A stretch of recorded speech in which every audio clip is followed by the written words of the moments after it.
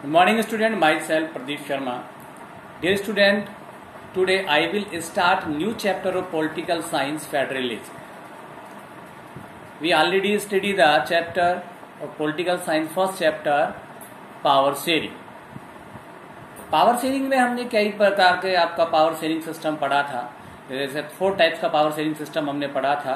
Power sharing among the different organ, power sharing among the different level, power sharing into the different social groups and power sharing into the political parties and pressure groups. ये 4 types के हमने power sharing पढ़े थे। ये भी पढ़ा था कि पावर शेयरिंग क्यों जरूरी है इन डेमोक्रेसी में। हमने 2 एग्जाम्पल लिए थे। आपको एक बेल्जियम का एग्जाम्पल लिया था जो यूरोप की छोटी सी कंट्री है, हरियाणा से उसे कंपेरिजन किया था, उसके एथनिक कंपोजिशंस के बारे में पढ़े थे।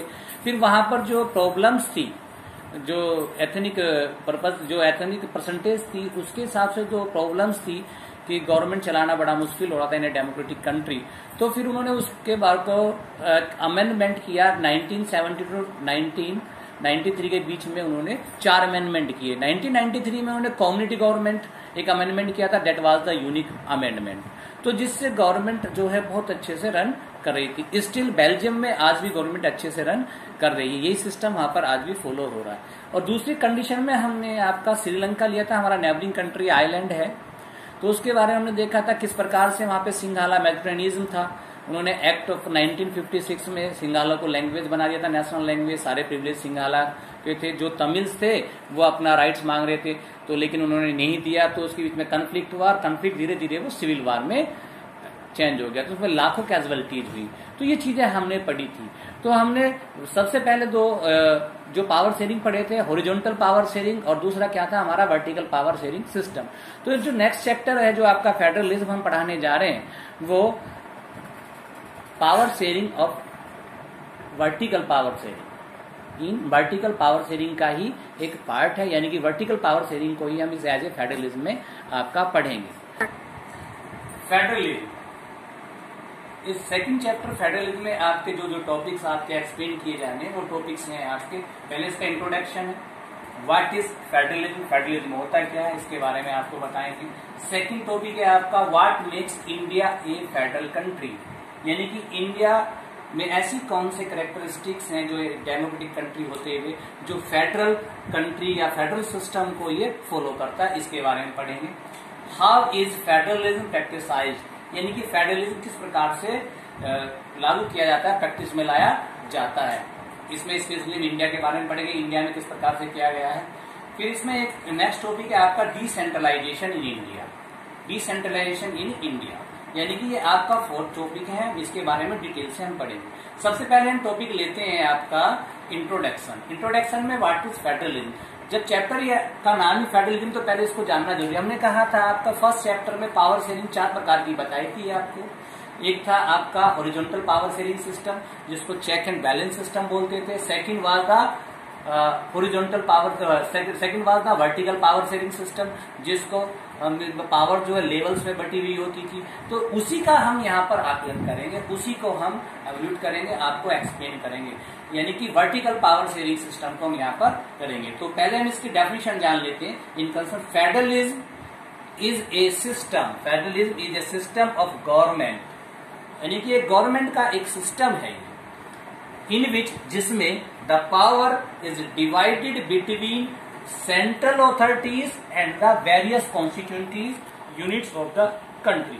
अब इसमें क्या है, federalism is a system of government, ये गवर्नमेंट का एक सिस्टम है जिसमें पावर को 2 अथॉरिटीज में is the central government, other was the constituencies. अब यहाँ पे ये जो वर्ड कॉन्स्टिट्यूएंसीज आया है, ये आपके 9th में भी आया। कॉन्स्टिट्यूएंसीज क्या होती है, अगर हम स्टेट यानी कि कंट्री लेवल पर कॉन्स्टिट्यूएंसी डिवाइड करते हैं, जैसे एमपी की सीट होती है, तो उसमें एक एरिया हम कैलकुलेट करते हैं एज पर द पॉपुलेशन, तो ऐसी कॉन्स्टिट्यूशन में बांट दिया जाता है। जैसे इंडिया का जो कॉन्स्टिट्यूंसीज बांटा हुआ है, अगर स्टेट लेवल का यानी कंट्री लेवल पर देखते हैं, प्रोविंसीज यानी कि प्रांत के बेस पर देखते हैं, तो उसमें 543 कॉन्स्टिट्यूंसीज में लगभग आपका बांटा हुआ है। तो सेंट्रल गवर्नमेंट आपको बताइए, तो सेंट्रल अथॉरिटी और कॉन्स्टिट्यूंसीज में इसको बांट दिया जाता है। अब यूजुअली क्या है, फेडरल हैव 2 लेवल्स, मोस्टली क्या अगर हम बोलते हैं, मोस्टली जितना भी ये फेडरल गवर्नमेंट सिस्टम जहाँ पे चलता है, वर्टिकल पावर शेयरिंग सिस्टम चलता है, वहां पर 2 लेवल होते हैं। 2 लेवल हमने आपको एक बता दिया था आपको, एक तो सेंट्रल लेवल का होता है, एक प्रोविंसीज होता है। तो इसमें दिया FM, one is the government for the entire country, एक तो गवर्नमेंट जो होती है पूरी कंट्री के लिए, that is in usually responsible for the few subjects of the common national interest, जो कुछ जो भी जो कॉमन जो आपके इश्यूज होते हैं, सब्जेक्ट से मतलब यहाँ पर इश्यूज हैं, जो कॉमन इश्यूज होते हैं जो नेशनल लेवल के इंटरेस्ट होते हैं वो उनके अंडर में आते हैं डायरेक्टली। उनका दूसरे वाला जो कॉन्स्टिट्यूंसी जैसे प्रोविंसेस लेवल पर है उनसे कोई लेना देना नहीं होता, वो उसमें इंटरफेयर नहीं कर सकते। अब आता है the other level of the government is the provinces. Provinces मतलब आप स्टेट बोलिएगा, प्रोविंसेस का मतलब है आप स्टेट समझिएगा। तो लुक आफ्टर ये क्या करता है, स्टेट इशू होते हैं, जो स्टेट के इशू होते हैं उनके बारे में ये काम करता है इंडिपेंडेंटली। इसमें there is no interfere of the central government. तो ये आपके मोस्टली जो है आपके 2 लेवल होते हैं, लेकिन इंडिया जैसी कंट्री में इसके 3 लेवल भी हैं। अभी हम उनके बारे में बात करेंगे। इंडिया की features of the federalism, there are 2 or more levels of the government. India में सबसे पहले आपने देखा है कि गवर्नमेंट में तो 3 लेवल्स हैं आपका, एक सेंट्रल गवर्नमेंट है, एक स्टेट गवर्नमेंट है, एक आपका लोकल गवर्नमेंट है। तो यहाँ पर इंडिया के 2 से ज्यादा लेवल है। तो ये की फीचर्स में से एक है इंडिया में, जो इंडिया को बताता है कि India is a federal country. Second point है आपका different level govern the same citizen. यहाँ पे इस पॉइंट को बहुत अच्छे से समझना है आपको, different level govern the same citizen. अब बात करें, आप अपनी ही बात कर लें कि आप जो है यहाँ पर अभी डिस्ट्रिक्ट बुलंदशहर में रह रहे हैं या कहीं पे भी आप रह रहे हैं, तो यहाँ का जो लोकल गवर्नमेंट है आपका नगर पालिका है वो भी आपके ऊपर काम करती है, आपके वेलफेयर के लिए भी काम करती है, आपको उनके अनुसार रूल रेगुलेशन अनुसार काम भी करना पड़ता है। तो एक लोकल गवर्नमेंट काम कर रही है। फिर आपके जो यूपी में बैठे हैं आपके जो आपके मुख्यमंत्री जी हैं, जो भी जितने भी नेता लोग हैं, जितनी भी अथॉरिटीज हैं, वो भी हम लोगों को गवर्न करती है, वो भी गवर्नमेंट, यूपी गवर्नमेंट भी हमको गवर्न करती है। थर्ड है आपका सेंट्रल गवर्नमेंट, मोदी जी जब वहां से देते हैं आपको, तो वहां से तुरंत आपको सभी ऑर्डर जो मान्य होते हैं। तो सिटीजन तो एक ही है, लेकिन उसमें लोकल गवर्नमेंट भी काम कर रही है, आपका स्टेट गवर्नमेंट भी काम कर रही है और आपका सेंट्रल गवर्नमेंट भी काम कर रही है। तो ये एक फेडरल का जो फेडरल सिस्टम है उसका एक की पॉइंट्स है। तो इंडिया में ये सारे होता है। तो इंडिया ये बताना है ना हमें, इंडिया कैसे फेडरल कंट्री है। तो पहले के 2 से ज्यादा आपके लेवल है, फिर वो जो है आपको एक ही सिटीजन सभी गवर्नमेंट के द्वारा, यानी कि ज्यादा गवर्नमेंट जितने भी लेवल है उनके द्वारा वो गवर्न किए जाते हैं। ईच टायर या लेवल हैव ऑन जुडिक्शन। जुडिक्शन का मतलब वो एरिया होता है, कि स्पेसिफाइड एरिया होता है, the area over which someone has legal authority in area may be defined in the terms of the geographical or boundaries or in terms of the certain kinds of the subject। तो यहाँ पे एक ऐसा area होता है कि geographically जो या तो बाउंड कर दिया जाता है, जैसे सबका जैसे स्टेट यूपी का एरिया कहाँ तक है, या आपका बुलंदशहर है या मुजफ्फरनगर है या मेरठ है उसका एरिया कहाँ तक है।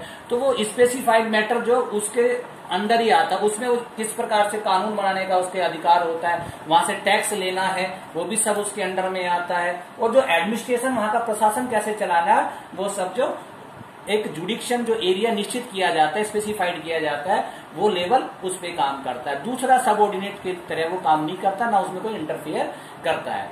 अब इसका नेक्स्ट की पॉइंट्स में आता है jurisdiction of each level are specified in the constitution. और एक और चीज है, कॉन्स्टिट्यूशन को तो पता ही आपको एक रिटन रिकॉर्ड है जिससे कंट्री रन करती है smoothly.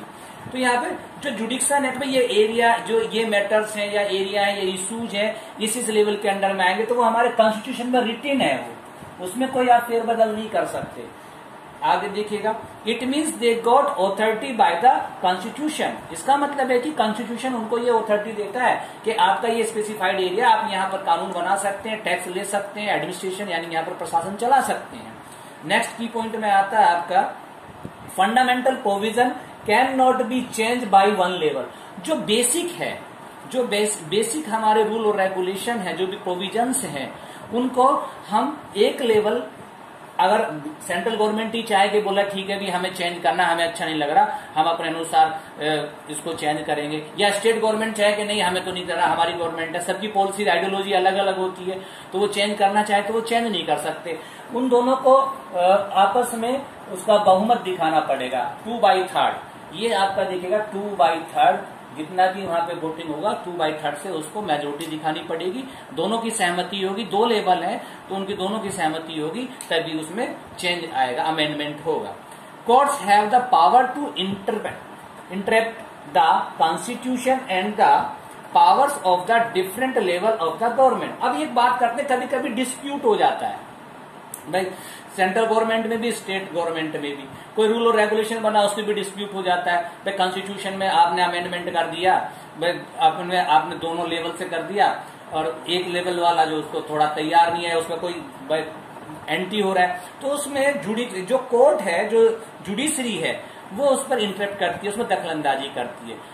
They have to be work according to the constitution. They have to be work according to the mentioned norms. उसके अनुसार ही उन्हें काम करना पड़ेगा। हाँ, इस चीज में अगर डिस्प्यूट होता है, इस चीज को थोड़ा सा ध्यान रखेंगे आप, जहाँ पे अगर डिस्प्यूट होता है तो सेंट्रल गवर्नमेंट में, स्टेट गवर्नमेंट में, और कोई नेशनल लेवल की पॉलिसीज है या स्टेट गवर्नमेंट की भी कोई पॉलिसीज है, जैसे जो कॉमन इश्यूज होते हैं, जैसे एजुकेशन का कॉमन इश्यूज, अगर उनका कोई इश्यू होता है तो सेंट्रल गवर्नमेंट को फर्स्ट प्रिविलेज दिया जाता है, क्योंकि ये हायर लेवल है। इस बात का थोड़ा सा आप नोट कर लेंगे दिमाग में, इस हायर लेवल को थोड़ा सा नोट कर लेना कि उनकी बात ज्यादा चलता है।